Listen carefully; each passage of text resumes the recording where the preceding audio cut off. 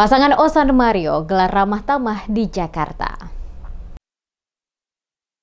Pasangan Zulkarnain Awad Amir atau Ozan dan Mario Lawalata resmi dilantik oleh Presiden Prabowo Subianto sebagai Bupati dan Wakil Bupati Kabupaten Maluku Tengah masa jabatan 2025 hingga 2030 yang berlangsung penuh khidmat di Istana Kepresidenan Jakarta pada Kamis 20 Februari. Pelantikan ini menjadi bagian dari momen bersejarah bagi para kepala daerah dan wakil kepala daerah terpilih di seluruh Indonesia yang dilantik serentak oleh Presiden RI Prabowo Subianto. Usai pelantikan di Istana Negara, pasangan Bupati dan Wakil Bupati Maluku Tengah Ozan Mario melanjutkan acara ramah tamah dihadiri DPR RI, Dapil Maluku, anggota DPRD Maluku Tengah, mantan pejabat Bupati Maluku Tengah Rakib Sahubawa, penjabat Sekda Johari Tuarita, anggota, kepala OPD, serta tokoh-tokoh masyarakat Nias Utara baik yang berdomisili di Jakarta maupun dari Maluku.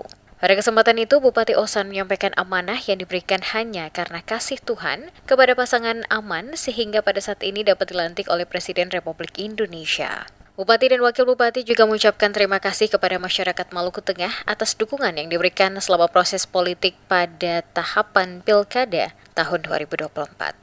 Hari ini kita mulai langkah 1, Beta dan Mario berharap ketemu semua akan terus sama-sama membuat langkah-langkah berikut untuk ketemu semua Bubai dan untuk kabupaten ini akan Bubai. Kita sengaja bicara sederhana begini karena ini bagian dari ketemu yang sama-sama berjuang kemarin. Keduanya berharap agar ke depan tetap bersama-sama bersinergi dalam membangun bumi Pamahan Nusa lebih baik ke depan. Sementara itu, mantan pejabat Bupati Maluku Tengah Rakib Sahubawa pada sambutannya menyampaikan selamat kepada Bupati dan Wakil Bupati Ozan Mario atas dilantiknya sebagai pimpinan pemerintah Maluku Tengah pada periode 2025 hingga 2030.